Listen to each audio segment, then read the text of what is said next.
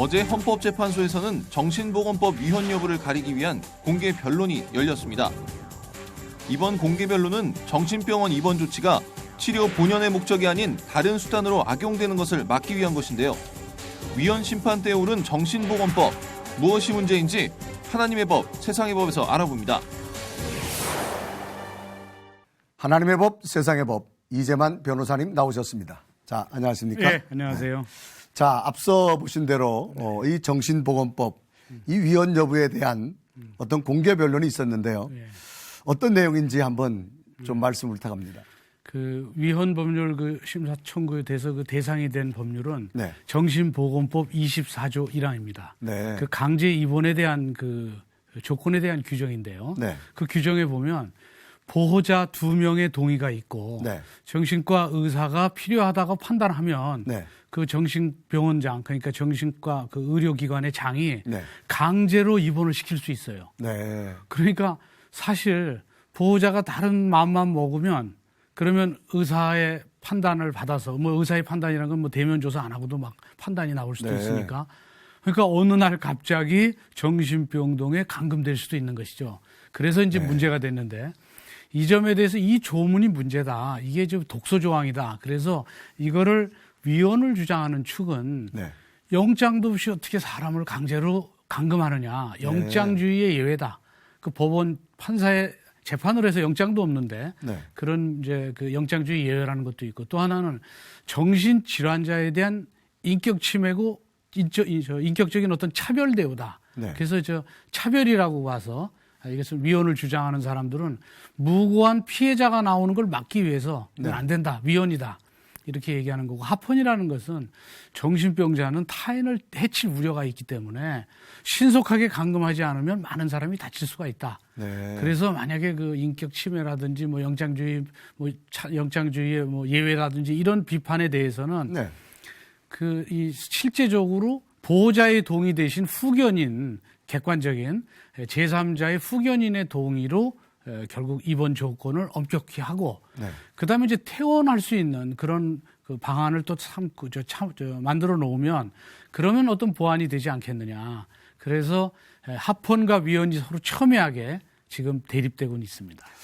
이런 법안이 위헌에 대한 어떤 그 가리는 자리까지 등장했다는 사실을 보면 그동안 피해자들이 굉장히 많이 속출하지 않았나 그런 생각이 듭니다. 아, 그렇습니다. 실제적으로 위헌 심판까지 청구됐다는 것은 피해자가 많다는 건데 네. 그 2012년도인가에 그때 그 어떤 박모 씨는 집에서 네. 가만히 자고 있다가 갑자기 남자 3명이 집을 들어와서 네. 묶어가지고 정신병동에다 집어넣은 거예요. 네. 그 알고 보니까 자식들이 네. 재산 문제 때문에 부모를 그 정신병동에 넣었죠. 네. 정신병동에 가면 나는 정신병자가 아니다 이렇게 얘기해도 네. 거기서는 일단 정신병자들이 대부분 정신병자가 아니라고 얘기하니까 안정을 시켜야 되잖아요. 네. 그 안정을 시키기 위해서 강력한 주사를 놓습니다. 네. 뭐 코끼리 주사라는 얘기도 하는데 코끼리도 그 주사 맞으면 쓰러져요. 그래서 코끼리 주사라고. 아주 강력한 주사네요. 네. 그리고 다 결박을 하고 네. 그다음에 완전히 이 아주 강박 상태에 있기 때문에 아주 정상적인 사람도 정신병자가 될 정도로 그런 아주 열악한 상태에 결국은 격리하고 감금하게 되는 것이죠. 그래서 결국은 가장 문제는 본인의 동의가 없는 강제 입원 사례가 네. 한번 그 연구 조사를 해서 한번 전수 조사를 해봤어요. 네. 네. 그랬더니 75.9%가 본인 동의 없이 들어갔고 대단한 퍼센트입니다. 그렇죠. 아, 내가 좀 이상한 것 같다. 네. 그래서 좋다, 나 병원 가서 나 치료받을게. 그래서 이제 가족하고 협조해서 들어간 건 한 5%밖에 안 되고. 네. 그러니까 4사람 중에 3사람은 본인 동의 없이 강제 격리된 겁니다. 피해자네요, 굉장히. 그러니까 그 중에 진짜 정신병자도 있겠지만 네. 정말 억울한 사람도 한 명이라도 있어서는 안 되잖아요. 그렇죠. 그런데 굉장히 많다는 데 문제가 있는 것이죠. 자, 그러면 이 강제 입원 사례가 굉장히 많이 빈번한데 그 병원 측에서는 강제 입원을 하는 걸 모르고 있지는 않을 것 같은데 어떤 입원 과정이 어떻습니까? 그게 이제 정신병 자체의 판단이 상당히 어려워요. 네. 그 정신병자라고 주변에서 얘기를 해서 네. 보호자들이 좀 병원에 얘기를 해도 네. 사실은 본인은 정신병자가 아니라고 그러고 네. 또 어떤 경우에는 굉장히 멀쩡해요. 네. 특별할 때 또 정신병 그 타인을 해칠 우려 이런 것들이 나타나고 그래서 보호자가 이제 계속 오랫동안 봤기 때문에 보호자 두 사람의 동의가 네. 필요해요. 그리고 정신과 의사의 실제적인 그 진찰에 의해서 이게 치료받을 필요가 있다. 이렇게 판단이 나와야 되는데 네. 현재 실제적으로는 정신과 의사의 판단 없이 이제 이런 문제가 생깁니다. 보호자들만 보내면. 네, 보호자들의 동의만 갖고 일단 보내면 병원에 가서 그 후에 이제 한번 판단해보고 판단도 대면 조사로 한 몇 분 보는 것 가지고 네.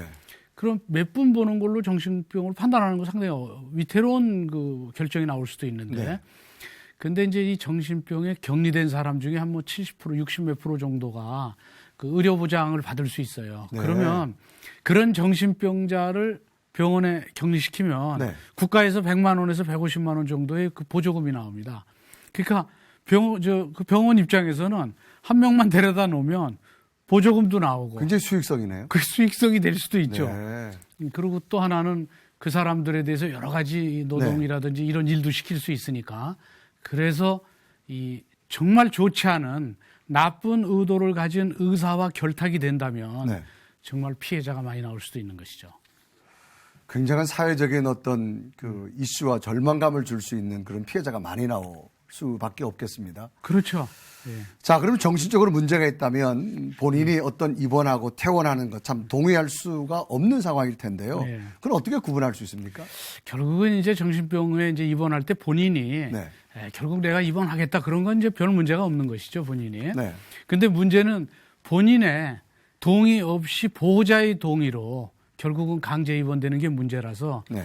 지금 이 문제에 대해서는 보호자들은 이해관계가 있는 사람들이니까 네. 이해관계가 전혀 없는 사람을 법원이 후견인으로 지정해서 네. 그 후견인이 판단해서 입원하는 게 좋겠다라고 동의를 하는 것이 좋지 않나요? 그래서 입원을 할 때 입원 과정을 네. 또 그다음에 정신과 의사의 그 진단도 대면 조사로 간단히 하지 말고 명확한 어떤 기준에 따라서 네. 해서 며칠 동안 계속 뭐 진단을 받거나 뭐 치료를 받는 과정에서 판단을 해본다거나 뭐 이런 것들 그리고 실제적으로 타인을 해칠 우려가 있어서 그런 목격자들이 많아서 문제가 있다는 걸 누구나 객관적으로 알 수 있는 경우라든지 네. 이런 이제 조건들이 있어서 뭐 검진 방법도 좀 구체적 기준으로 명시도 하고 네.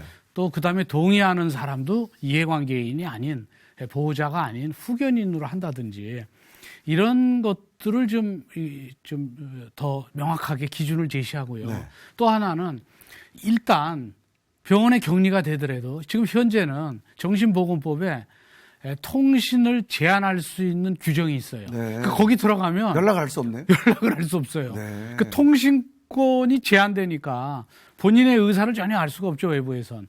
그러니까 통신권을 부여해서 결국 자기의 의견을 밝힐 방법을 줘야 되지 않느냐. 네. 그래서 어떤 사람은 계속 거기에 강제로 감금돼 있다가 어떻게 공중전화를 할 수 있었어요. 네. 그래서 자기가 아는 누구한테 전화를 한 거예요. 나 억울하게 갇혔다.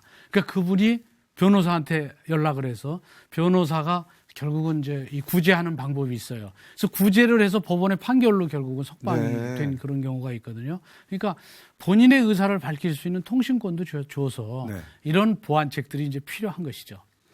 참 변호사님 말씀을 듣다 보니까 어떻게 요즘 시대에 이런 일이 날 수 있을까라고 하는 그런 어떤 의문점도 들면서요. 예. 지금 말씀대로 어떤 보호자 2명만 서명하면 네. 정신병원에 감금되면 네.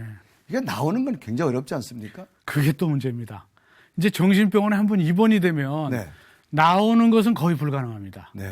이제 한 6개월이 지나면 이제 정신보건 이제 심사위원회라는 게 있어가지고 네. 심사위원회에서 통과되면 나오는데 심사 통한 퇴원자가 한 4.8%, 한 5%밖에 안 돼요. 네. 그러니까 한 번 들어가면 못 나오는 것이죠, 잘.